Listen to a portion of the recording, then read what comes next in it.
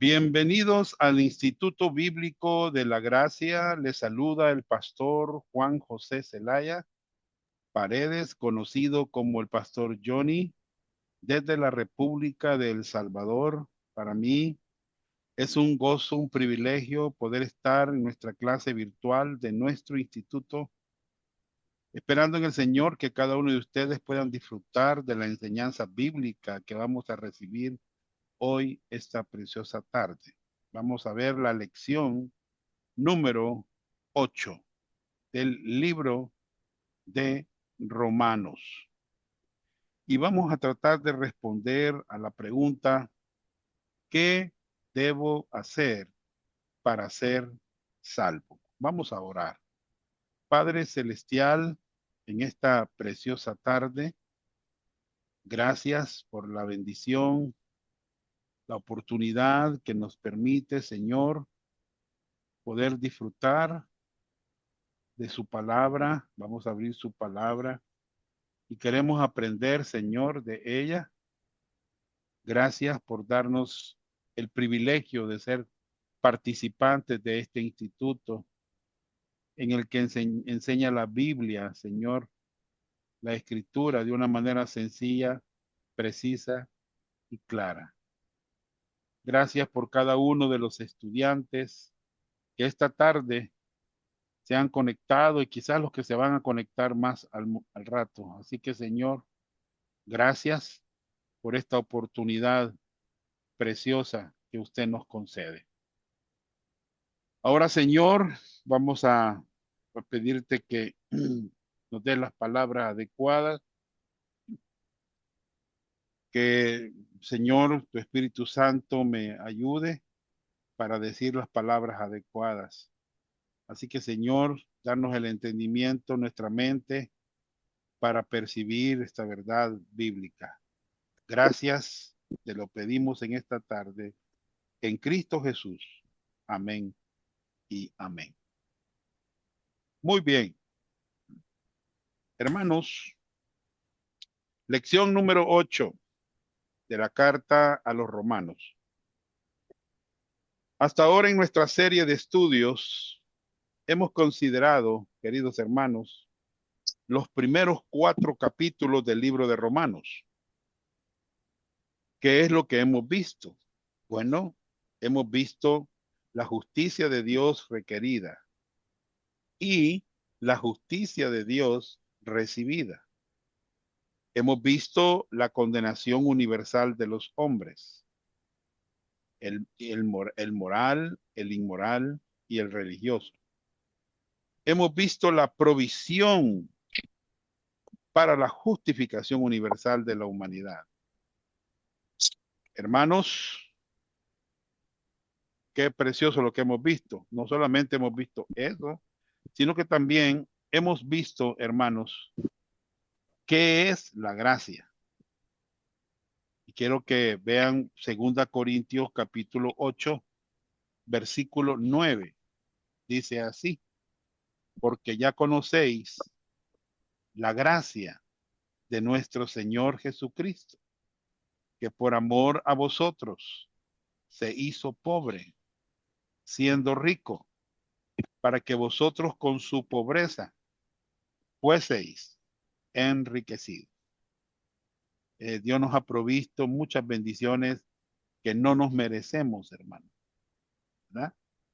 Y hemos visto qué es la gracia. Bueno, aquí el diccionario dice que es el don o favor que se hace sin merecimiento particular, concesión gratuita, perdón o indulto de pena que concede la autoridad competente, ayuda sobrenatural y don otorgado por Dios al hombre para el logro de la bienaventuranza. Entonces, a través de el Padre, que es, hermanos, el Dios de toda gracia, como dice Pedro, nos da de sus bendiciones y estas bendiciones las ha dado a través de su Hijo, ¿verdad? Entonces, hermanos, todos nosotros hemos recibido de la gracia de Dios. Y no solo eso, sino que también vimos la importancia o por qué es tan importante tener un entendimiento de la gracia de Dios. ¿Por qué? Bueno, hemos mencionado que la gracia, hermanos, es, número uno, la base para recibir el regalo de la salvación. Efesios 2, 8 y 9 dice, porque por gracia sois salvos. O sea que la salvación está en base a la gracia. ¿Ya? La salvación es un regalo que se recibe en base a la gracia. Número dos, hemos visto que la gracia es bien importante porque es el medio para vivir la vida cristiana. Fin que en este versículo de Tito 2, 11 al 13, están los tres tiempos de la salvación. Quiero que hermano Cristian Lagos, por favor, nos lea este pasaje. Quiero decirles que aquí están los tres. Alguien me puede decir, mire, y eso de los tres tiempos de la salvación, ¿a dónde está, hermano John? Bueno, en un solo versículo les voy a mostrar que están los tres tiempos de la salvación. En el versículo 11 está la justificación. En el versículo 12 está la santificación. Y en el versículo 13 está la glorificación. Observemos el versículo, por favor. Amén, hermano. Tito 2, 11 al 13. Sí. Porque la gracia de Dios se ha manifestado para salvación a todos los hombres, enseñándonos que, renunciando a la impiedad y a los deseos mundanos, vivamos en este siglo sobria, justa y piadosamente, aguardando la esperanza bienaventurada y la manifestación gloriosa de nuestro gran Dios y Salvador Jesucristo. Amén. En el versículo 11 dice que la gracia de Dios se ha manifestado para salvación. ¿A cuántas personas? A todos los hombres. Aquí estamos viendo la justificación. Cuando vemos la palabra salvación, se refiere a justificación, al primer tiempo de la salvación. Entonces la gracia se ha manifestado para salvación a todas las personas. Número dos, la gracia en el versículo 12 dice que nos enseña ¿a qué? A renunciar a la impiedad y a los deseos mundanos y vivamos en este siglo sobria, justa y piadosamente. A eso se le llama el proceso de la santificación. Y en el versículo 13 vemos la glorificación, esperando, dice, aguardando la esperanza bienaventurada y la manifestación gloriosa de nuestro gran Dios y Salvador Jesucristo. Ese es el tercer tiempo de la salvación. Bien, número 3. ¿Por qué es importante la gracia? Porque es la base para el crecimiento espiritual genuino. O sea, hermano, si alguien no conoce la gracia, si alguien no entiende la gracia, si alguien no tiene claridad en esta enseñanza bíblica, hermano, no va a tener un crecimiento espiritual genuino. No lo va a tener, hermano. Pedro lo dijo en su segunda carta, 3:18, antes bien, creced en la gracia y en el conocimiento de nuestro Señor Jesucristo. Muy bien. Número 4, dijimos que la gracia es la fuente del servicio cristiano que honra a Dios. Pablo dijo en 1 Corintios 15:10 que él había trabajado más que todos ellos, pero no yo, dijo Pablo, sino la gracia de Dios conmigo. Imagínense, hermano, el servicio de Pablo honraba a Dios. 5. ¿Por qué es importante la gracia? Porque es el enfoque del mensaje del Evangelio que debemos de proclamar. Pablo, la Biblia lo dice en el libro de los Hechos, cuando Pablo se iba a despedir de los hermanos de Éfeso y los ancianos. En el versículo 24 dijo, pero de ninguna cosa hago caso, ni estimo preciosa mi vida para mí mismo, con tal que acabe mi carrera con gozo y el ministerio que recibí del Señor Jesús para dar testimonio del Evangelio de la gracia. Nosotros no damos testimonio del Evangelio de obras. Nosotros no estamos dando testimonio del Evangelio del reino. Nosotros no estamos dando testimonio del Evangelio de la prosperidad. Nosotros no estamos dando testimonio del evangelio social. Nosotros no estamos dando testimonio del evangelio del señorío de Cristo. Nosotros no estamos dando testimonio de los falsos evangelios que existen ahora. Nosotros damos testimonio, así como Pablo, del evangelio de la gracia de Dios. 6. ¿Por qué es importante la gracia? Tener un entendimiento. Porque es la verdad en que Dios quiere que los creyentes sean establecidos. Mire, hermano, que los creyentes sean establecidos en la gracia, que los creyentes entiendan la gracia, que cuando se les venga la palabra, le oigan la palabra gracia, no se les venga a la mente libertinaje. No, hermano, no, no, la gracia me libera a mí. La gracia, hermanos, me da fuerzas para servir al Señor. La gracia, hermanos, es la manera como Dios me salvó. La gracia es la forma, es la base para el crecimiento espiritual. La gracia es el mensaje del evangelio que debemos de proclamar. Entonces nosotros tenemos que estar establecidos en la gracia. Hebreos 13:9, ¿qué dice?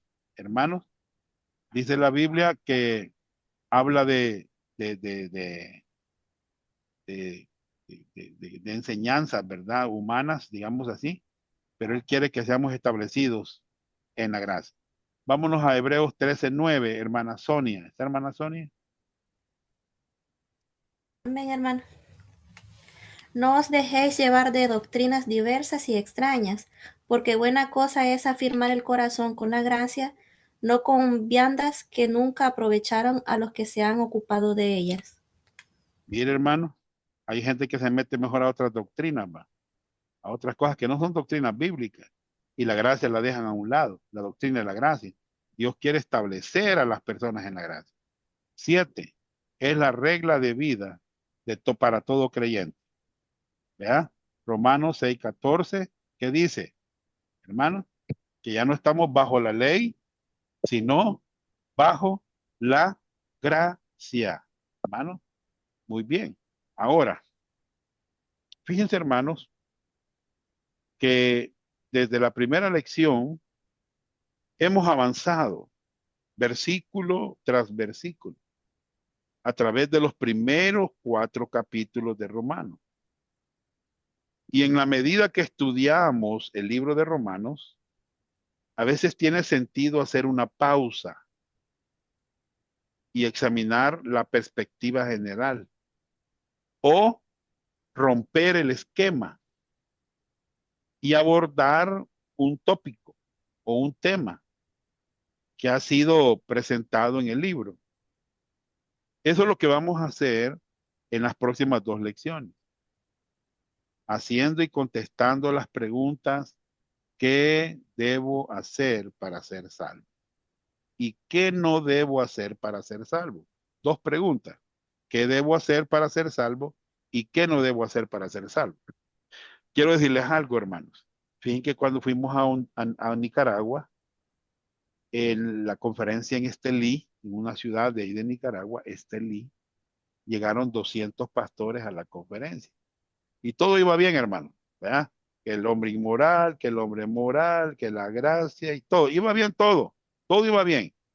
Pero cuando entramos a qué debo hacer para ser salvo y qué no debo hacer para ser salvo, los pastores y los líderes de las iglesias entraron en crisis, hermano, en crisis. Entraron en crisis. ¿Por qué? Porque miren, hermano, no hay interrogaciones más importantes a considerar que estas 2 preguntas. ¿Qué debo hacer para ser salvo? ¿Y qué no debo hacer para ser salvo? Ni creo tampoco que hayan interrogantes más importantes para sus familias, para sus amigos, para sus vecinos, para considerar estas 2 preguntas. ¿Qué debo hacer para ser salvo? En otras palabras, ¿cómo puedo ser aceptado por Dios? ¿Cómo puedo tener el perdón de mis pecados? ¿Cómo puedo saber con seguridad que voy a ir al cielo? Hermanos, Y la otra pregunta dice, ¿qué no debo hacer para ser salvo? Mire, es posible que ustedes se pregunten a ustedes mismos, hermanos, ¿es lo que usted me dice que necesito hacer para ser salvo?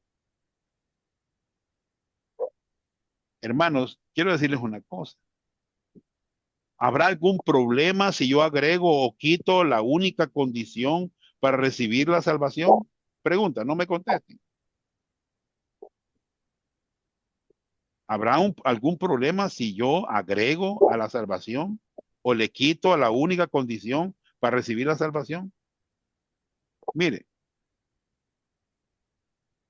¿por qué es que nosotros no podemos aceptar lo que mucha gente dice?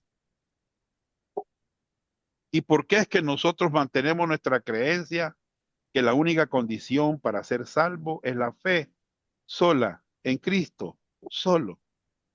Hermano, hay gente que dice, ¿no son mejores mis posibilidades para ir al cielo? Quiero decirles que estas son preguntas importantes, porque el destino eterno de una persona depende de su respuesta.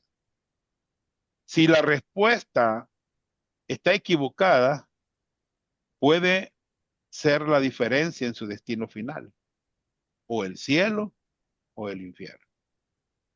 ¿Me oyeron, hermano?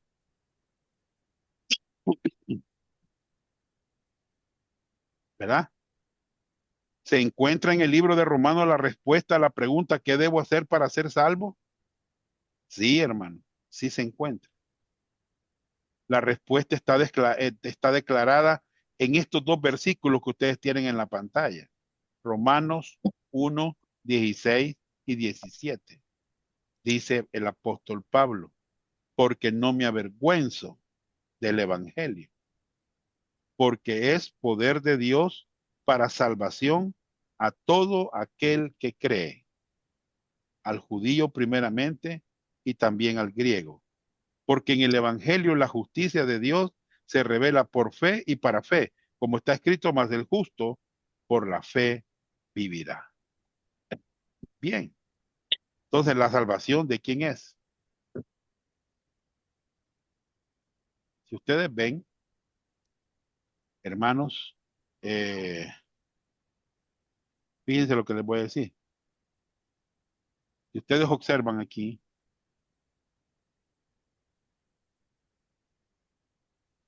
eh,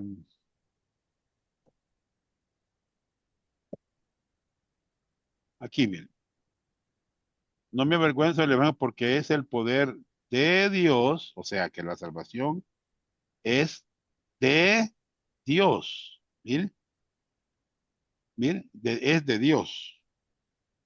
¿A dónde se encuentra esta salvación? Se encuentra en el evangelio de Cristo, para que todo aquel, a todo aquel, o sea, aquí no está haciendo excepción de nadie. ¿Y cuál es la respuesta? Cree, que en él cree, ¿verdad? O sea, la fe es la respuesta. La fe es la respuesta. Óigame bien lo que estoy diciendo, hermano. ¿Verdad?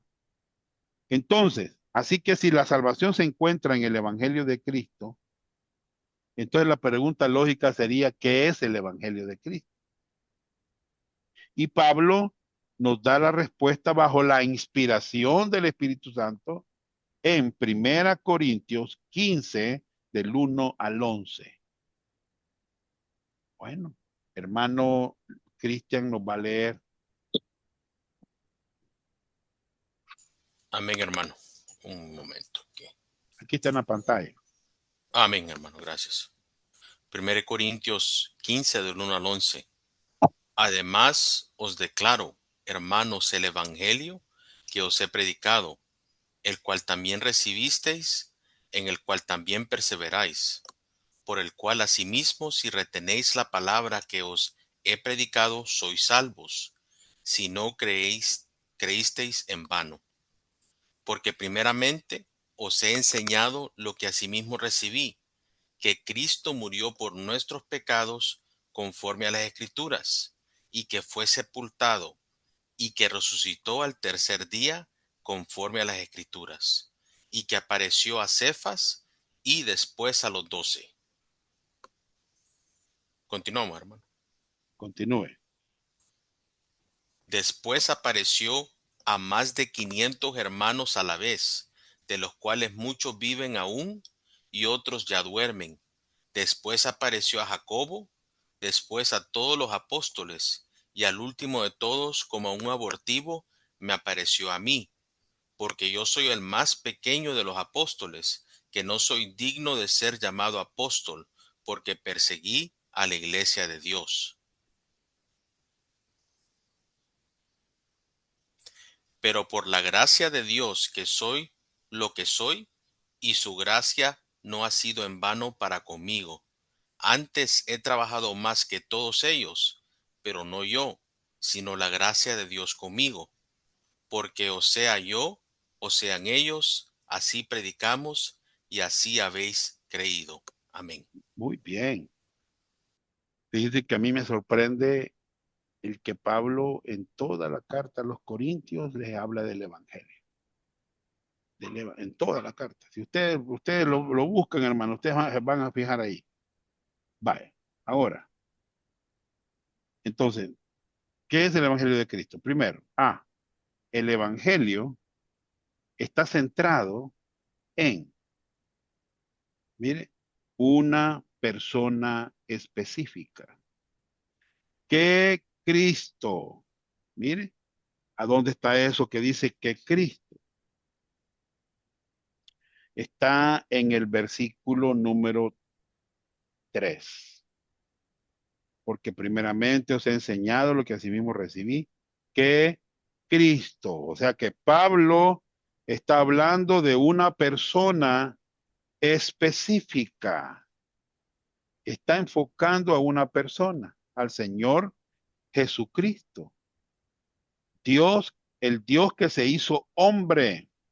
¿Por qué digo esto? Mire, hermano, debido a que Jesucristo siempre se refirió a sí mismo como Dios, veámoslo, al margen pongan San Juan 8:25. Al margen, pónganlo ahí. Vamos a ver los fariseos. ¿Qué le preguntaron a Jesús? Por favor, el hermano, vamos a ver aquí el hermano.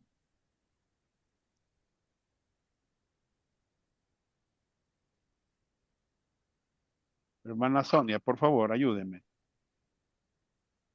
Sí, hermano. Entonces le dijeron, ¿tú quién eres? Entonces Jesús le dijo lo que desde el principio os he dicho. Muy bien. ¿Qué le preguntaron los fariseos a Jesús? ¿Tú quién eres? Y Jesús le dijo lo que desde el principio os he dicho. O sea, el problema de los fariseos no era, hermanos, la falta de información acerca de la persona de Cristo. ¿Saben cuál era el problema de los fariseos? Era la falta de fe de su parte para creer lo que oían acerca de él. Y al final de ese discurso Jesús les dijo a los fariseos, en el 58, hermana Sonia, por favor, 8:58 de San Juan. Ahorita.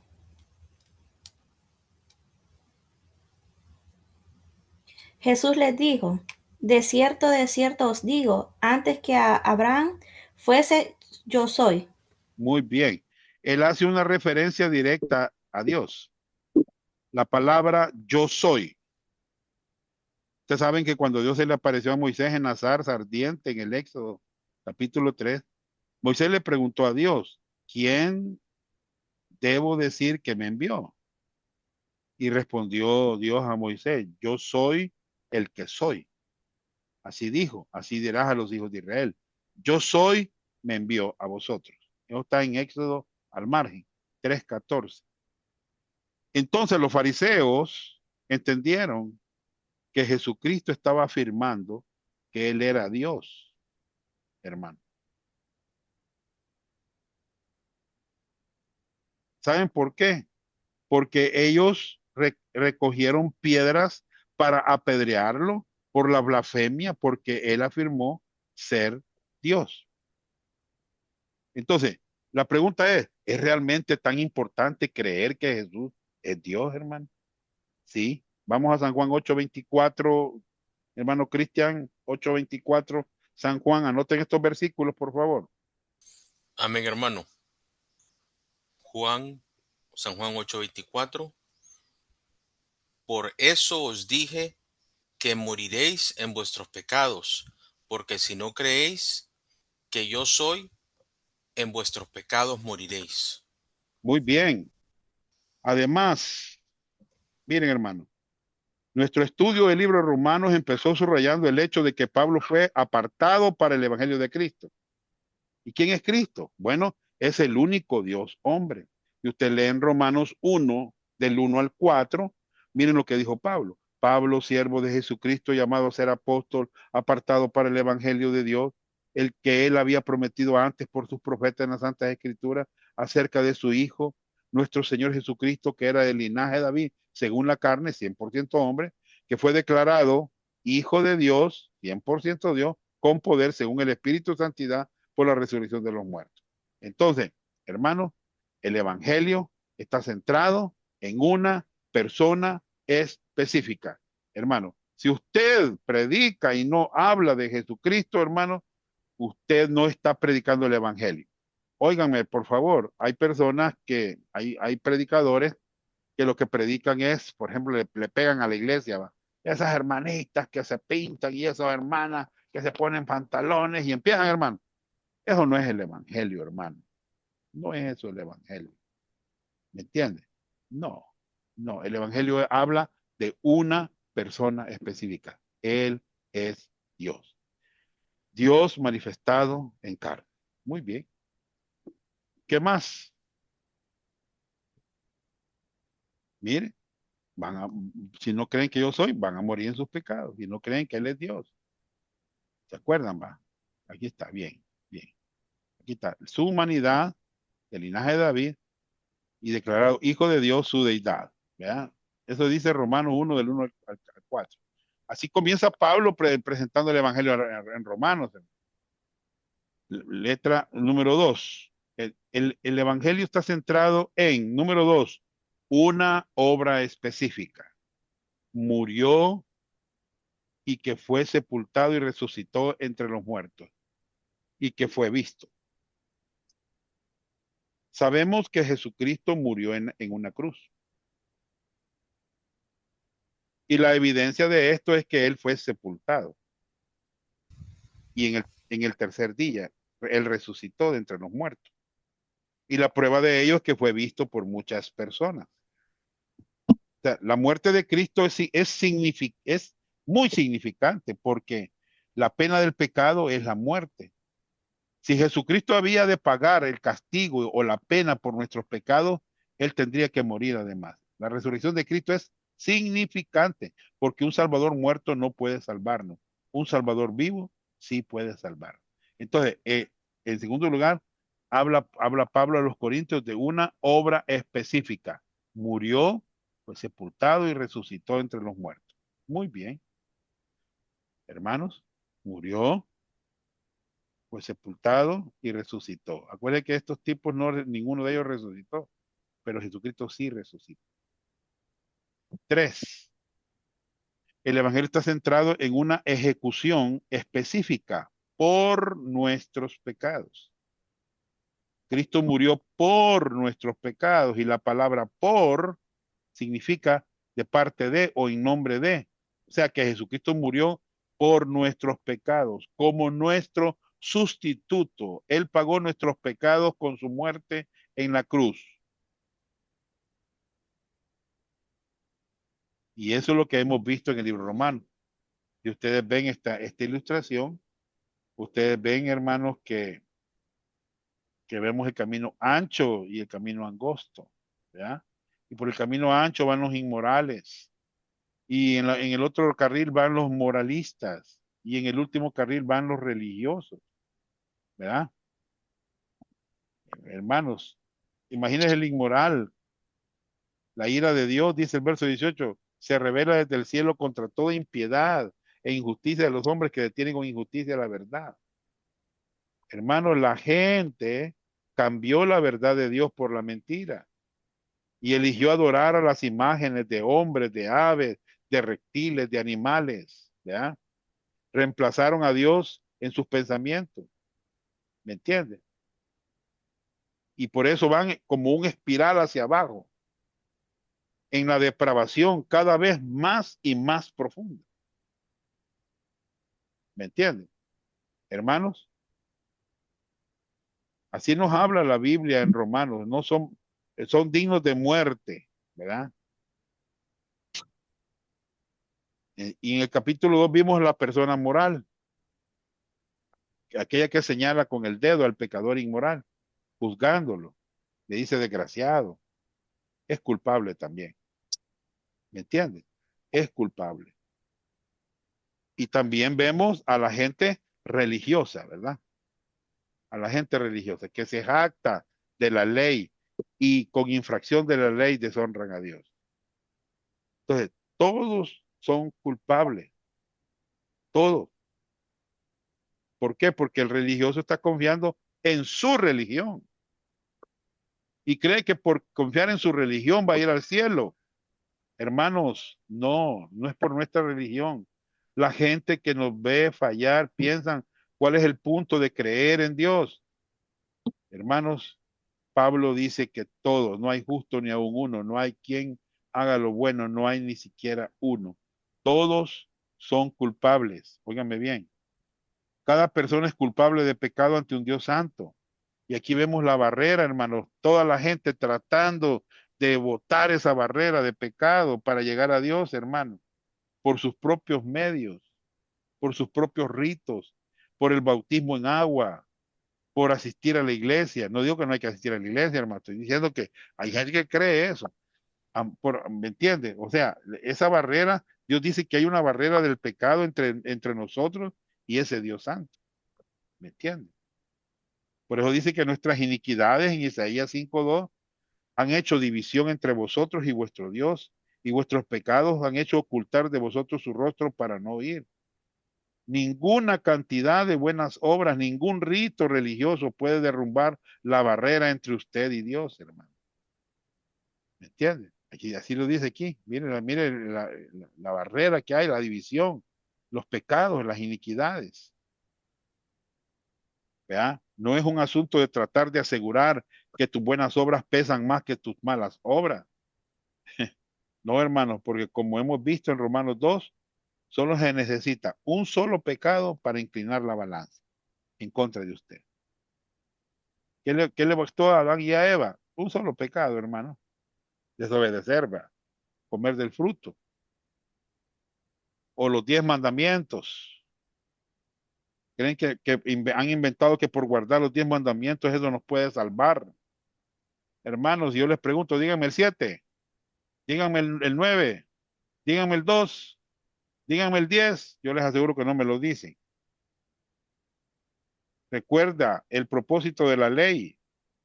La ley no fue dada como un medio para llevarnos al cielo, sino la ley fue dada para mostrarnos cuán pecadores somos. Por eso Romanos 6:19 dice, pero sabemos que todo lo que la ley dice, lo dice a los que están bajo la ley, para que toda boca se cierre y todo el mundo quede bajo el juicio de Dios. Entonces, hermano, Él llevó nuestros pecados. El Evangelio trata de eso. Si usted lee 1 Corintios 15, versículo 3, porque primeramente os he enseñado lo que asimismo recibí, que Cristo murió por nuestros pecados conforme a las Escrituras. Él murió, Él cargó nuestros pecados, los de todo el mundo. Cristo murió en la cruz por nuestros pecados. Su muerte fue hecha por nuestros pecados. Dios, hermanos, castigó a Cristo en nuestro lugar. La ira de Dios que nosotros merecemos debidamente como pecadores fue derramada en Jesucristo en la cruz del Calvario. Y por eso cuando Él moría allí, hermanos, Él dijo que, hermanos, bueno, Dios dijo que él era culpable, ¿verdad? Y por eso murió en la cruz, llevando el pecado del mundo en su cuerpo sobre la cruz, hermano. Y dijo, consumado es. Eso gritó en la cruz él. Y literalmente significa pagado por completo. Porque la muerte de Cristo en la cruz del Calvario fue con un propósito específico, hacer un pago completo por nuestros pecados, hermano. Por eso él dijo, consumado es, del griego tetelestai, deuda cancelada. Qué tremendo, hermano. Deuda cancelada. Entonces, hermano, todos tus pecados han sido pagados por completo. Les voy a contar algo que me dijo una persona. Ah, Cristo pagó todo, me dijo. Sí, le dije yo. Qué chévere, me dijo. Así, como quien dice, va, está bien, ¿ya? Pero saben, que le dije yo, pero ¿sabes una cosa? Sí, han sido pagados tus pecados, pero no han sido perdonados. ¿Cómo es eso, me dijo? Bueno, vámonos a Hechos 10:43. Hermano Cristian, por favor, Hechos 10:43. Amén, hermano. Permítame aquí. Hechos, Hechos 10:43. Sí. Amén. Nos Vamos a ver, dice, vamos a ver cómo se recibe el perdón de los pecados. amén. De este dan testimonio todos los profetas, que todos los que en él creyeren recibirán perdón de pecados por su nombre. Muy bien. ¿Cuál es la condición para recibir el perdón de los pecados? Hermanos, ¿cuál es la condición? Según el pasaje que leyó hermano Cristian, es la única condición que hemos estado mencionando. Es creer, hermano. Muy bien, muy bien, muy bien. Es creer. ¿Me entienden? Es creer, ¿verdad? Ellos van a... Entonces le dije al muchacho, tus pecados han sido pagados en la cruz, sí, la deuda está cancelada, pero no están perdonados. Necesitas creer en Jesucristo para que sean perdonadas tu deuda, ¿me entiendes? ¿Ya? Entonces, hermanos, imagínense, hermanos. Entonces, la ira de Dios, hermanos, en su ira Dios le dio la espalda a Jesucristo en la cruz. Él fue la propiciación por nuestro pecado. La ira de Dios fue satisfecha en la cruz por la muerte de nuestro sustituto Jesucristo.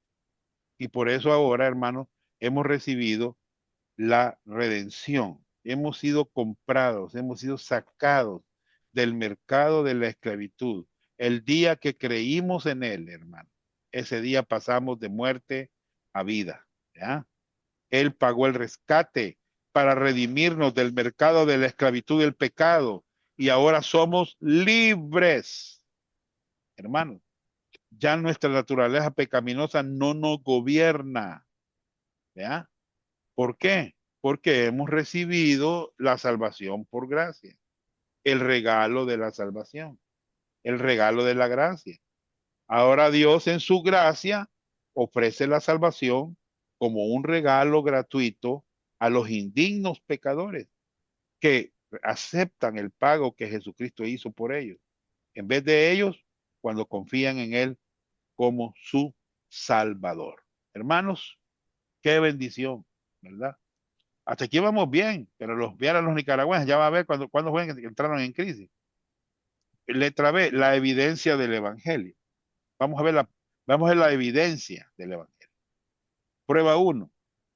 El Evangelio cumplió las escrituras. Hermana Sonia, en la pantalla. Amén, hermano. 1 Corintios 15, del 3 al 4. Porque primeramente os he enseñado lo que asimismo recibí, que Cristo murió por nuestros pecados conforme a las Escrituras, y que fue sepultado y que resucitó al tercer día conforme a las Escrituras. Bien. Miren este evangelio que predicamos. Es conforme a las escrituras. O sea, el evangelio cumplió las escrituras. Es conforme a las escrituras. No estamos inventando, hermanos. No estamos inventando evangelio de prosperidad, evangelio de este. No, no, no, no. Estamos hablando claramente el evangelio que predicamos. Es conforme a las escrituras. Muy bien. Número dos, el evangelio es históricamente creíble y verificable. Pedro vio al Señor resucitado. Veámoslo. Hermano Carlos Ramos, me lee por favor el versículo 5 y 6. Amén, servón. Y que apareció a Cefas y después a los 12. Después apareció a más de 500 hermanos a la vez, de los cuales muchos viven aún y otros ya duermen. Muy bien. Imagínense, hermano, es históricamente creíble el evangelio y verificable. O sea, ¿a quién se les apareció? Pedro vio al Señor resucitado. Primero dice que apareció a Cefas, a Pedro, y después a los 12. Después apareció a más de 500 hermanos a la vez. Miren, de los cuales muchos viven aún y otros ya habían fallecido, ya habían muerto. Había un discípulo ahí que decía así, no, incrédulo, ¿verdad? Le a Tomás, y le dice el Señor a Tomás, pon aquí tu dedo y mira mis manos y acerca tu mano y métela en mi costado y no seas incrédulo, sino creyente. Hermanos, los apóstoles vieron a Jesús vivo. Recuerden a Tomás, el incrédulo. ¿Me entiende? ¿Y qué dijo Tomás en San Juan 20:28? Entonces Tomás respondió y dijo, Señor mío y Dios mío.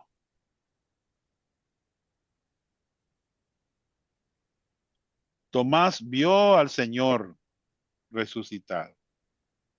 Es creíble el evangelio que predicamos. Es verificable el evangelio que predicamos. Prueba 3. El evangelio es personalmente transformante. Es personalmente transformante. ¿A qué hora va a venir ella? Bueno, entonces, hermanos, tengan cuidado ahí con los micrófonos, apaguen, ¿no? Por favor. El evangelio es personalmente transformador. Hermanos, es personalmente transformador. El evangelio que predicamos. ¿Cómo es eso, hermano? Bueno, veámoslo. Pedro, ¿qué hizo Pedro? Negó al Señor.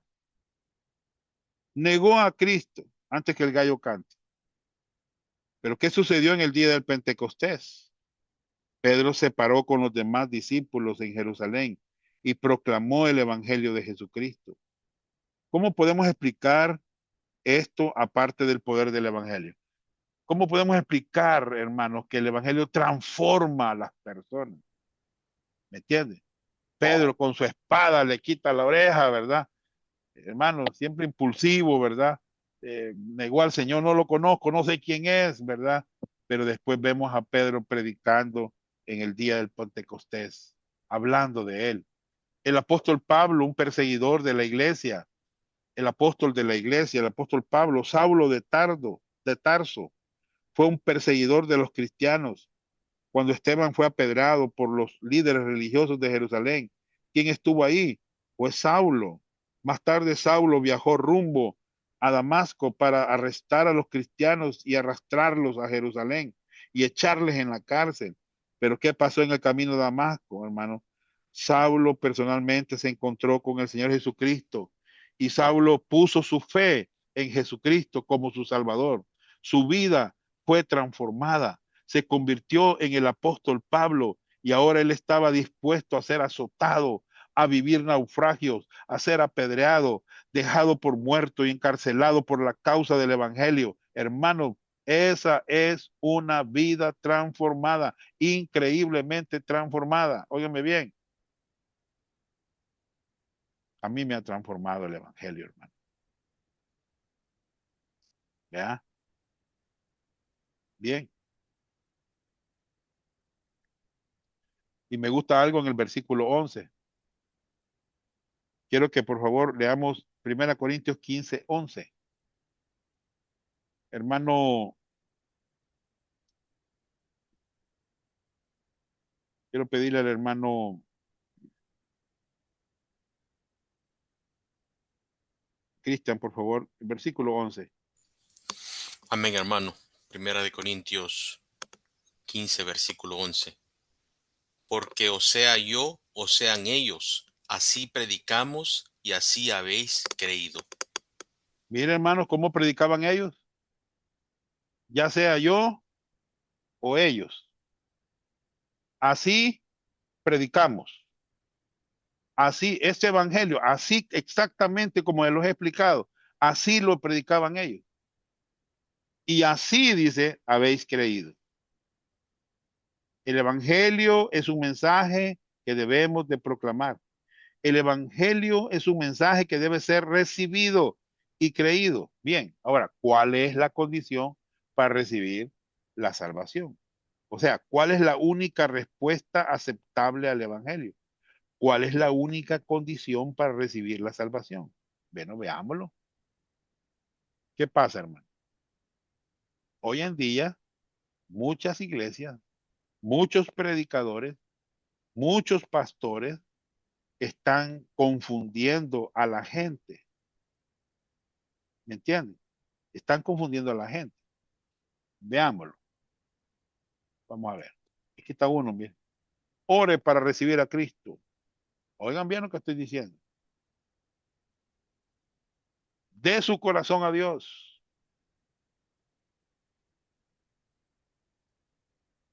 Niéguese a sí mismo. Tome su cruz y siga a Cristo. Observen lo que le están diciendo a la gente. Invite a Jesús a entrar en su corazón.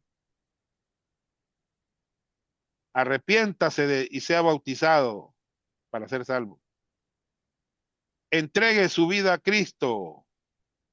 Mire, hermano, un montón de condiciones. Abandone sus pecados.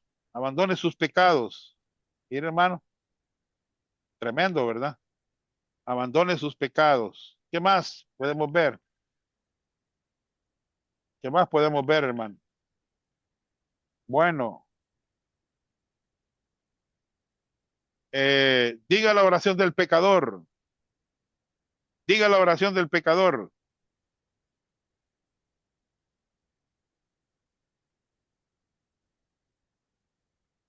¿Qué más? Ponga a Cristo en el trono de su vida.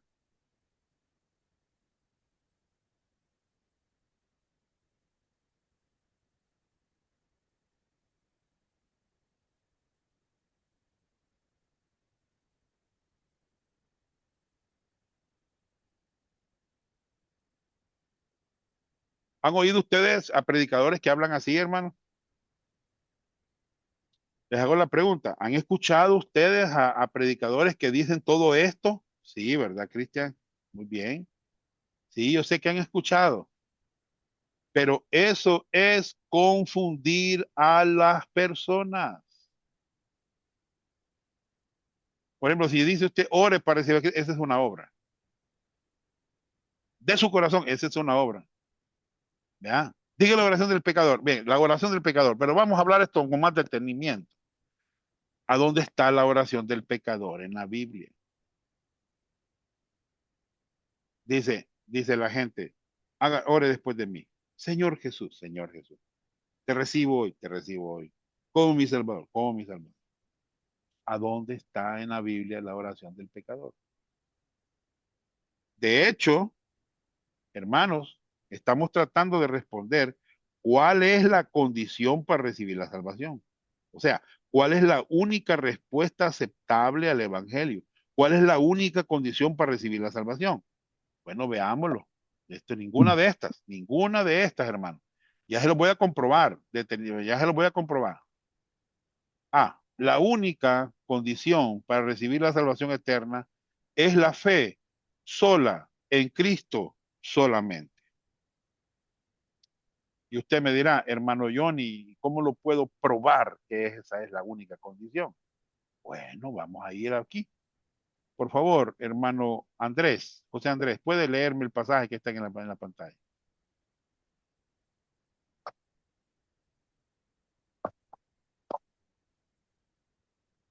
¿Soy yo? Sí, sí, lo estamos escuchando. Eh, y sacándolos les dijo, señores, ¿qué debo hacer para ser salvo? Ellos le dijeron, cree en el Señor Jesucristo y serás salvo tú y tu casa. Muy bien.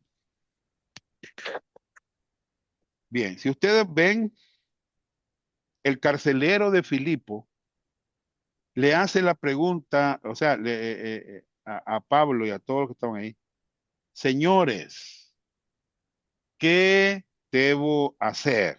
La palabra hacer está en el tiempo presente. O sea que el carcelero de Filipo estaba pensando, ¿qué debo hacer? ¿O qué debo seguir haciendo para ser salvo? O sea que él veía como un proceso, un cambio, un estilo de vida, actitudes y acciones. ¿Me entiendes? Siempre el hombre quiere hacer algo, ayudarle a Dios para la salvación. ¿Y cuál fue la respuesta de Pablo o de todos ellos, de Silas y Pablo?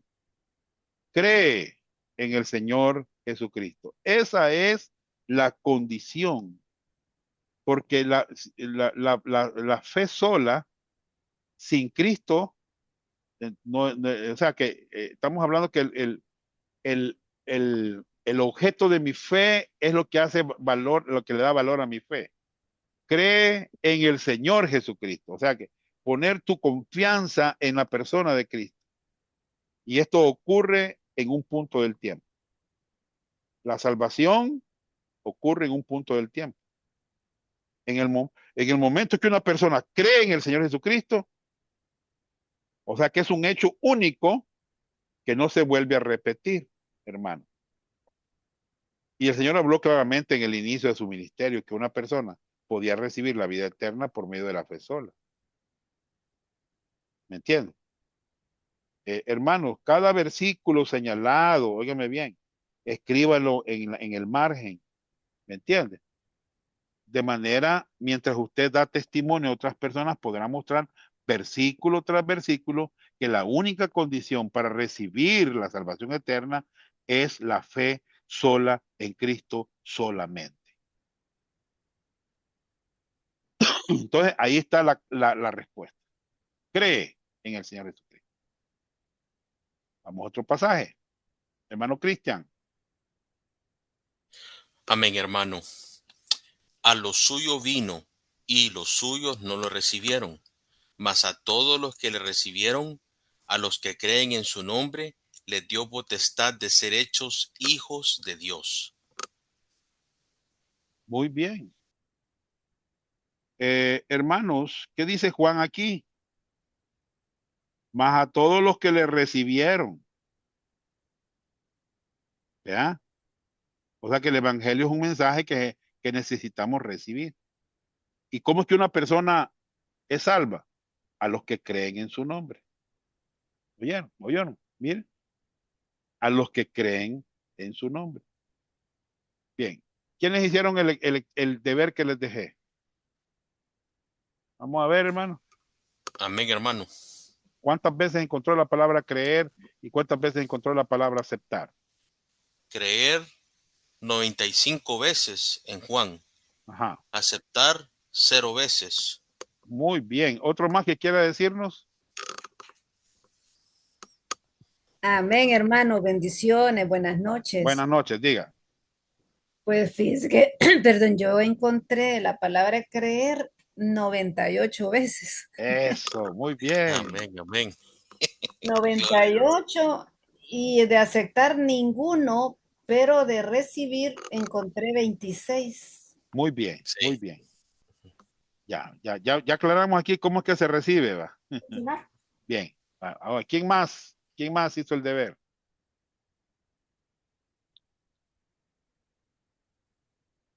Muy bien. Amén, hermano, también lo hicimos. Ajá. ¿Cuántas veces la palabra creer? ¿Cuántas veces la palabra aceptar? ¿Cuántas veces?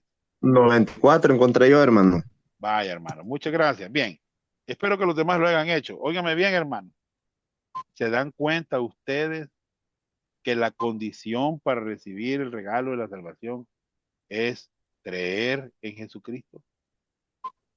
Mire aquí, mire, en San Juan 3, verso 14 al 18. Y como Moisés levantó la serpiente en el desierto, así es necesario que el Hijo del Hombre sea levantado para que todo aquel que en él cree no se pierda, mas tenga vida eterna. Porque de tal manera amó Dios al mundo que ha dado a su Hijo unigénito, para que todo aquel que en él cree no se pierda, mas tenga vida eterna. Porque no envió Dios a su Hijo al mundo para condenar al mundo, sino para que el mundo sea salvo por él. El que en él cree no es condenado, pero el que no cree ya ha sido condenado, porque no ha creído en el nombre del unigénito Hijo de Dios. Muy bien, miren hermanos, se dan cuenta, con la Biblia comprobada. Y como Moisés levantó la serpiente en el desierto, Dios disciplinó a los hijos de Israel. Él envió serpientes entre ellos, serpientes venenosas que mordieron al pueblo. Y ellos estuvieron muriendo cada vez. Desde el punto de vista humano, no había nada que pudieran sanarlos, ni podían sanarse a sí mismos. Entonces el pueblo habló a Moisés y Moisés oró a Dios. ¿Y qué es lo que Dios le dijo a Moisés que debían de hacer? Él les dijo a Moisés que hiciera una serpiente de bronce y que la levantara en lo alto, y cualquiera que mirara a esa serpiente sería sanado. ¿No les parece ridículo eso, hermanos? Que tan solo mirar a una serpiente de bronce sanaría. Eso es como una broma. Sin embargo, hermanos, este fue el plan de Dios para curar a los israelitas. Dios dijo que cualquiera que cree en la palabra de Dios y tan solo mira a la serpiente sería sanado.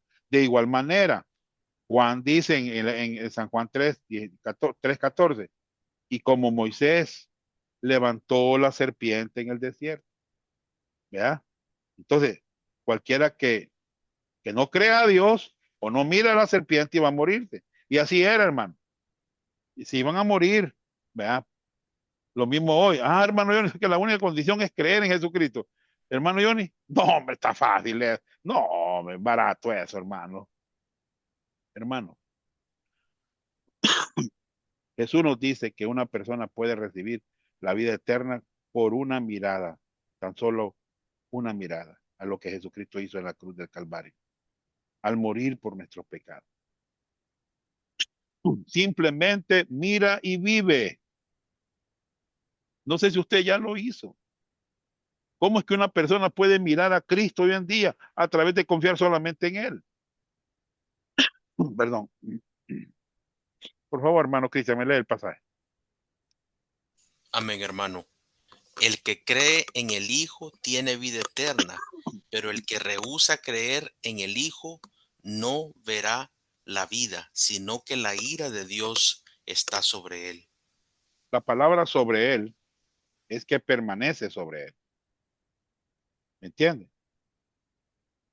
Se recibe la vida por una mirada de fe en Jesucristo. Y solamente. ¿Ya? Bien, sigamos. Otro pasaje. Léalo, hermano Cristian.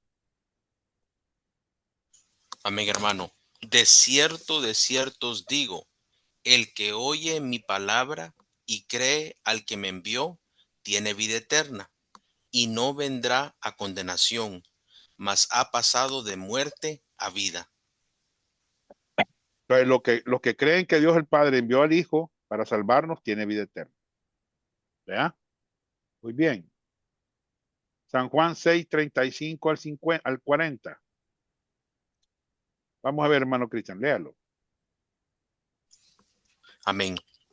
Jesús les dijo, yo soy el pan de vida. El que a mí viene nunca tendrá hambre, y el que en mí cree no tendrá sed jamás. Mas os he dicho que aunque me habéis visto, ¿no creéis?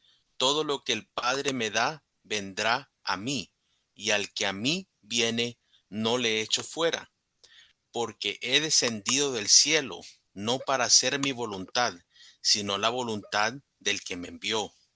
Y esta es la voluntad del Padre, el que me envió, que de todo lo que me diere, no pierda yo nada, sino que lo que resucite en el día postrero.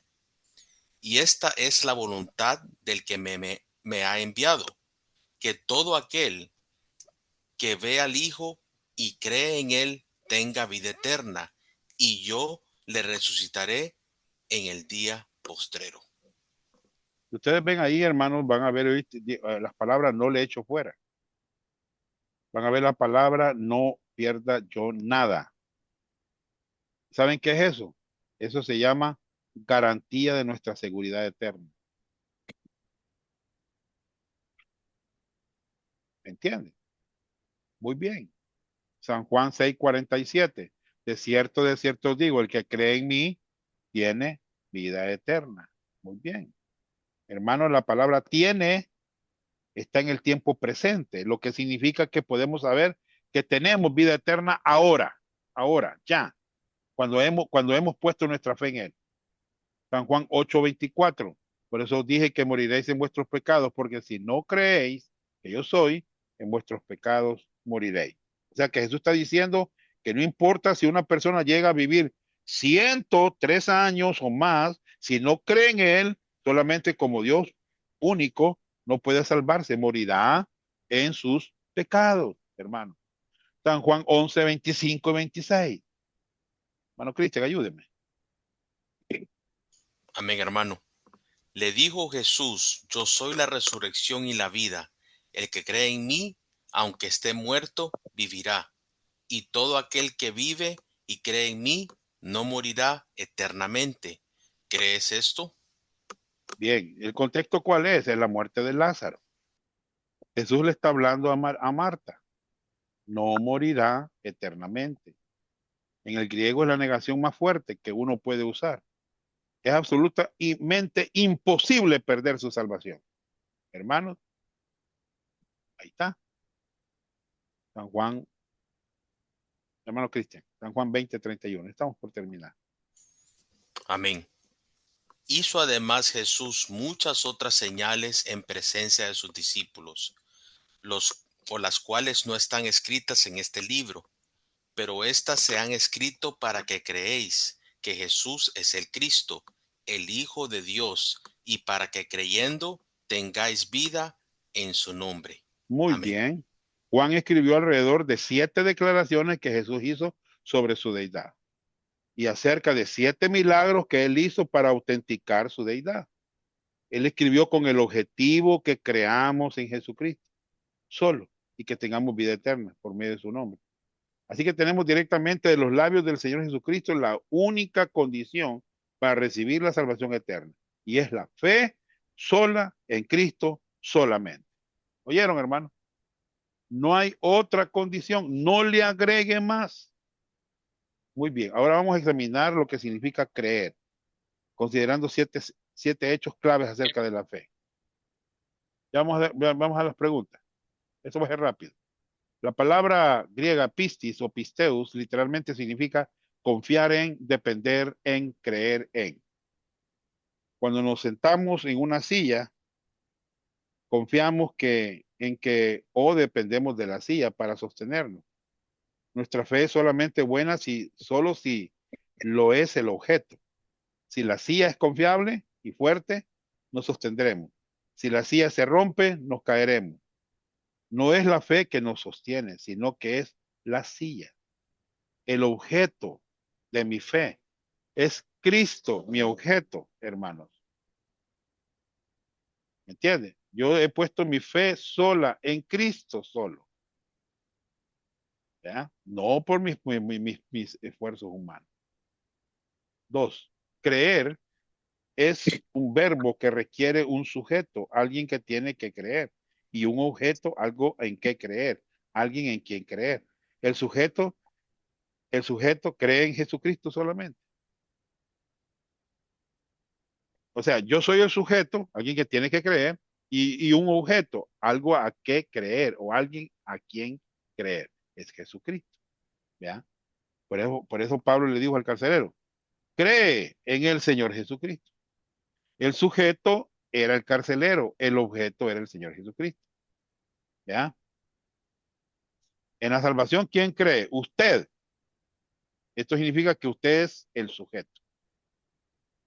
¿En quién necesita confiar? En Jesucristo y su obra solamente. Él es el objeto. Y mire, mire este puente no es confiable, hermano.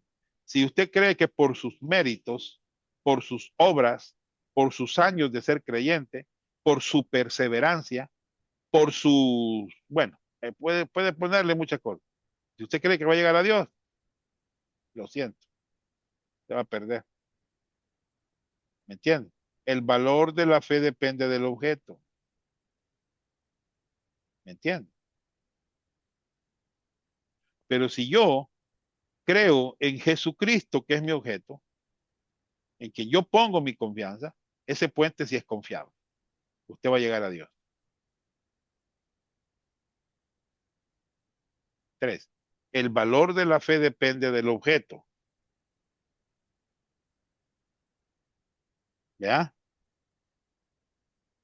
Muy bien. Su fe tiene que estar puesta en un objeto. ¿Ya? Y es Jesucristo. Y hay gente que está confiando en cosas que no pueden salvarles. Por ejemplo, dice, mire, sacan fuera de contexto aquel pasaje de Mateo 24:13. El que persevere hasta el fin, este será salvo. Sacan de fuera de contexto el pasaje y ponen ahí y dicen, pues entonces la perseverancia es un medio de salvación. Ya es otro medio. Jesucristo es un medio y la perseverancia suya es otro medio de salvación. No pueden haber dos salvadores, solo hay uno. Solo hay un mediador entre Dios y los hombres, Jesucristo hombre. Acuérdese, esto no es confiable, se pierde. Si usted cree por sus obras que va a ir al cielo. Pero si usted ha puesto su fe en la obra de Cristo, usted sí va a ir. 4. La fe se inicia por la exposición de la palabra de Dios. ¿Qué dice el apóstol Pablo? Por favor, hermano Cristian, léalo. Amén, hermano. Porque todo aquel que invocare el nombre del Señor será salvo. ¿Cómo pues invocarán a aquel en el cual no han creído? ¿Y cómo creerán en aquel de quien no han oído? ¿Y cómo oirán sin haber quien les predique? ¿Y cómo predicarán si no fueren enviados? Como está escrito, cuán hermosos son los pies de los que anuncian la paz, de los que anuncian las buenas nuevas. Mas no todos obedecieron al evangelio. Pues Isaías dice, Señor, ¿quién ha creído nuestro anuncio? Así que la fe es por el oír y el oír por la palabra de Dios. Bien, Amén. la vez pasada explicamos este pasaje, ¿ya? Porque pareciera que hay más condiciones para ser salvos. Solamente es creer, hermano. Y le dimos vuelta a la cosa, ¿verdad? Primero, ¿cómo predicarán si no fueren enviados? Primero son enviados, después van a predicar, después de predicar van a oír, y después de oír van a creer. Y después de creer van a confesar, invocarán, van a confesar. Lo explicamos, ¿verdad? Pero lo más básico aquí, hermano, en el versículo 17, es bueno escuchar la palabra de Dios, es bueno oírla, porque cuantas veces más sea posible, la fe es por el oír y el oír por la palabra de Dios. ¿Ya? Así es, hermano. Escuchémosla. Más si un maestro bíblico se las enseña, mejor todavía. 5. La fe es el único hecho que está excluido de la categoría de las obras. ¿Oyeron? La fe no está en la categoría de las obras. Es el único hecho que está excluido de la categoría de las obras. Veámoslo, por favor, hermano Cristian, el pasaje. Amén, hermano. Pero el que obra, no se le cuenta el salario como gracia, sino como deuda. Mas al que no obra, sino cree en aquel que justifica al impío, su fe le es contada por justicia. Amén. Bien, la fe no es una obra, sino que la fe descansa en la obra de otro, en la obra de la cruz del Calvario, en la resurrección de Jesucristo. Amén. Ahí descansa nuestra fe, hermano, en la obra de otro, en la obra de Cristo. ¿Ya? Muy bien, ¿entienden eso, verdad? Muy bien. 6. La fe sola es consistente con la gracia de Dios. Ustedes saben bien este versículo, porque por gracia sois salvos por medio de la fe, y esto no de vosotros, pues es don de Dios, no por obras, para que nadie se gloríe. ¿Ya? O sea que la vida eterna es un regalo, no es un premio. ¿Ya? No es un premio. Acuérdese, no son por tus méritos que vas a ir al cielo, es por la obra de Cristo, por los méritos de Cristo, hermano. ¿Por qué es que la salvación necesita ser por gracia, por medio de la fe y no por obra? Veámoslo, hermano, rápidamente. Porque la gracia es favor inmerecido, Romanos 11:6. Por lo que Cristo hizo, ya no hay nada más que hacer, Gálatas 2:21. Por la manera como Dios ve nuestras obras, como trapos de inmundicia, Isaías 64:6. 4. Porque la salvación es un regalo para todos los pecadores, no un premio por las buenas obras. 5. 5. María Eugenia. Sí, creo que Por sí. 5. Ah, Por cierren los micrófonos, hermano. 5. Porque no sería posible garantizar la salvación si no fuese por nuestras obras. Porque, ¿cómo sabríamos si hemos hecho lo suficiente? ¿Verdad? Es por gracia. 6. Porque solamente a través de la salvación por la gracia de Dios es glorificado, para que nadie se gloríe. Muy bien. Y 7. La fe sola en Cristo solamente trae las bendiciones más grandes de Dios hacia ti para la gloria de Dios. Romanos 4:20, hermano Cristian, léalo. Amén, hermano. Tampoco dudo por incredulidad de la promesa de Dios, sino que se fortaleció en fe, dando gloria a Dios. Hermanos, conclusión. En esta lección hemos hecho y contestado la pregunta, ¿qué debo hacer para ser salvo? Hemos visto en esta lección que la única condición para recibir la salvación eterna es la fe sola en Cristo solamente. Estamos tomando una pausa en el estudio romano. ¿Ya? Pero el libro de Romanos apoya nuestra conclusión. Ahí, ¿Ya? pastor, perdón, la Dígame. número 4, la que está luego, no la anoté, porfa. 4.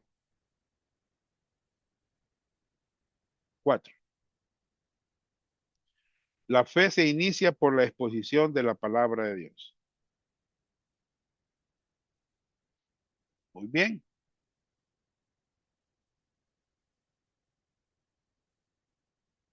Muy bien. Gracias, hermano. Bien, vamos a